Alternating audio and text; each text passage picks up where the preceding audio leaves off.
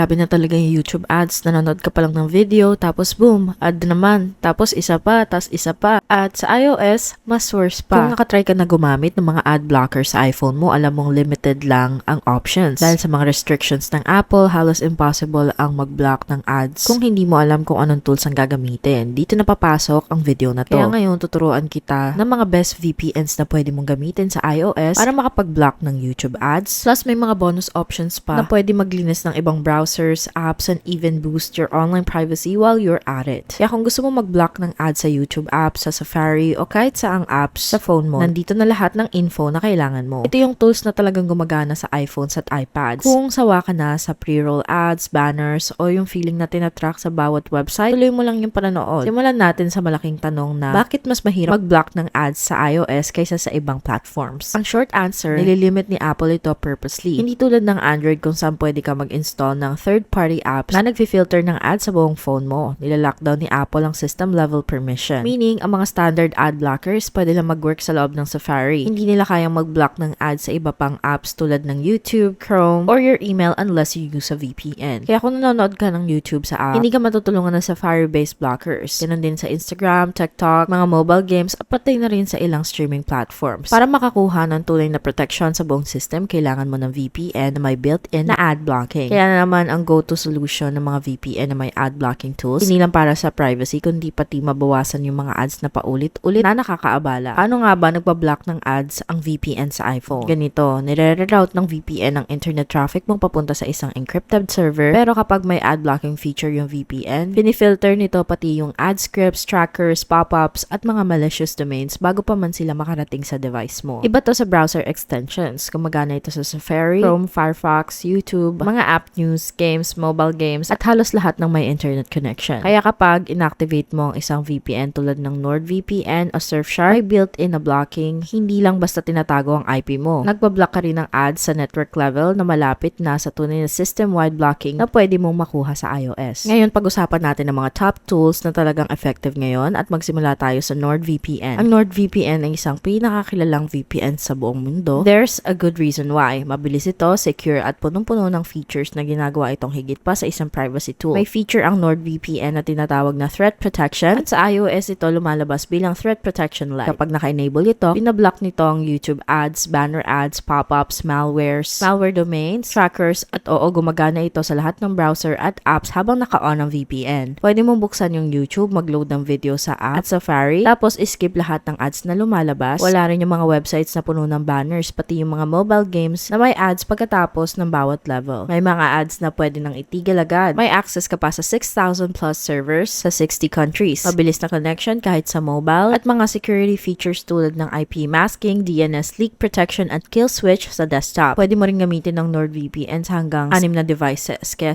para sa iPhone, iPad, laptop, at pati na rin sa Smart TV, gamit lang ang isang account. Ang downside lang is yung Threat Protection Lite sa mobile, wala siyang file scanning o deep malware analysis, pero meron naman yun sa desktop. But kung ad blocking at general protection sa iPhone, isa ito sa strongest tools na available ngayon. Kung gusto mo magsimula sa NordVPN, nandyan sa description ang exclusive link namin. Pag-click mo nun, pwede mo nung i-click ang Get a Deal. May ilang options sila para sa'yo. Pero para malinaw, kung gusto mo makakuha ng Threat Protection Pro at Ad Tracker Blocker, siguraduhin mong nasa Plus plan ka. Hindi covered ang basic plan yun. Yung basic plan ay $2.98 lang at VPN lang yung makukuha mo. Samantalang yung Plus plan, $3.85 per month, tapos may ad blocker na. Yung complete plan naman nagsisimula sa $4.81 per month at $6.74 per month. Kasama na rin yun pati na yung ibang mga bonus tulad ng password manager, 1 terabyte ng encrypted cloud storage, at kung nasa Prime plan ka, makukuha mo pa yung Nord Protect na may kasamang identity at social security number monitoring alerts, credit monitoring, at marami pang iba. Para makuha mo yung pinakamagandang price, siguraduhin mong mag-sign up ka 2-year plan. Anitin mo lang yan, at again, siguraduhin mong plus o higher yung pipiliin mo para may kasama ng tracker, blocker, at ayos na. Next naman ang Surfshark, at kung hinahanap mo ang magandang performance, flexibility, at value, isa ito sa pinaka-powerful na option. Yung clean web feature ng Surfshark ay halos kapareho ng threat protection ng NordVPN. Na-block nito ang YouTube ads, pop-ups, trackers, suspicious links, at cookie banners, at ginagawa niya ito sa lahat ng apps, hindi lang sa Safari. Pwede mong gamitin sa YouTube at Chrome, ilang ibang apps, pati na rin sa gaming. Ang nagpapastanaw sa Surfshark ay yung unlimited devices. Isang account lang, cover na lahat, walang limit. May 100 plus countries coverage din siya, kaya perfect sa streaming at malakas ang ang privacy policy nila since nakabase sila sa labas ng surveillance alliances. Simple at malinis yung iOS app nila. Sobrang beginner-friendly pero powerful din. May mga extras din tulad ng GPS spoofing pero sa Android lang muna. Camouflage mode para itago yung VPN use. Dedicated IP add-ons. At Surfshark One na may kasamang optional antivirus at identity monitoring. Sa performance, kasing bilis lang siya ng NordVPN. Mabilis ang speeds lalo na sa US at EU servers. At walang problema sa panonood ng Netflix, Prime Video o YouTube sa high quality kahit naka-on yung clean web. Kagaya sa NordVPN, ang clean web ay gumagana lang kapag naka-on yung VPN. Pero kung gumagamit ka lang ng VPN, makukuha mo na rin yung ad blocking at privacy protection sa isang go. Kung gusto mo subukan ng Surfshark, nandyan lang sa description ng link. Pinitin mo lang yung button tapos makikita mo na yung iba't ibang plans. So ulitin ko lang, siguraduhin mong makuha mo yung Surfshark One kung naghahanap ka ng ad blockers. Yung Surfshark starter plan ay $1.99 per month lang plus may 3 extra months ka pa. At ito ay para sa 20-month period. Sunod naman na yung Surfshark One na $2.49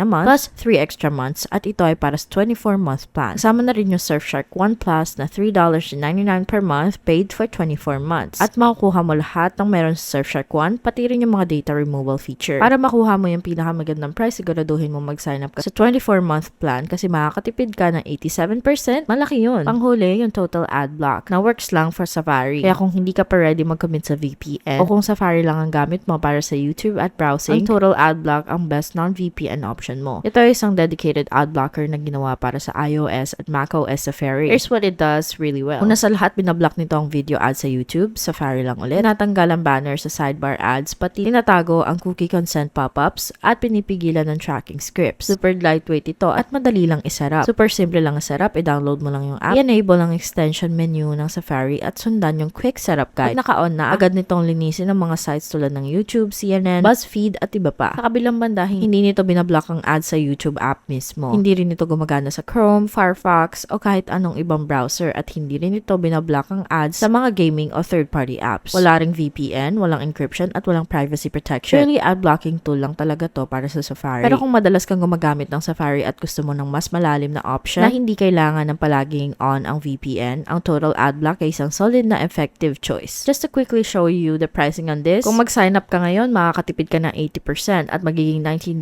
lang para sa unang taon mo. Karaniwan itong $99 para sa isang taon. Kaya once again, makakatipid ka ng 80%. Sobrang ganda ng deal na to. Ngayon, gusto ko lang magbigay ng ilang ibang options na hindi pa mapasok sa top 3 pero talagang worth pa rin banggitin. First off, AdGuard. May Safari extension at standalone app ang AdGuard. Nag-offer ito ng DNS-based filtering, customizable rules, at malalakas na privacy settings na maganda para sa mga advanced users pero kailangan ng konting dagdag na setup kumpara sa total ad block. Sunod naman ang Proton VPN. May decent ad blocking feature ito na tinatawag na NetShield pero mas nakatutok ito sa privacy at hindi kasing effective sa YouTube o in-app ads tulad ng NordVPN o Surfshark. So, alin ang tama para sa'yo? Kung gusto mo ng full ad blocking plus VPN level privacy at streaming access, definitely go ka na sa NordVPN. Pero kung kailangan mo ng ad blocking sa lahat ng devices mo ng walang limit, Surfshark ang best value. At kung Safari lang ang gamit mo at gusto mo ng mas mura at sobrang simple, magiging perfect ang total ad block para sa'yo. Kung manonood ka sa YouTube app, nagbabrowse ng Chrome o gumagamit ng apps kung saan nakakabaliw ang mga ads, NordVPN at Surfshark magbibigay sa'yo ng pinakamagandang overall experience. Nasa description below yung parehong links kung gusto mong i-check out sila ha. Hindi perfect ang ad blocking sa iOS pero mas possible na siya ngayon kaysa dati. Kaya kung gusto mo mag-ad block sa ads sa YouTube, Safari o lahat ng apps mo, may solusyon na para dyan. Tandaan mo lang na hindi aabot ang regular na Safari extensions kung gumagamit ka lang ng ibang browsers o apps. Kaya kung seryoso ka tanggalin ng ads at protektahan ng privacy mo, mas maganda pa rin ang VPN na may built-in ad blocking. Sana nakatulong sa'yo ang video na to. Huwag kalimutan mag-like at mag-subscribe sa channel and leave comments and questions below. Gusto naming makarinig from you. Maraming salamat sa panonood at kita-kits sa susunod.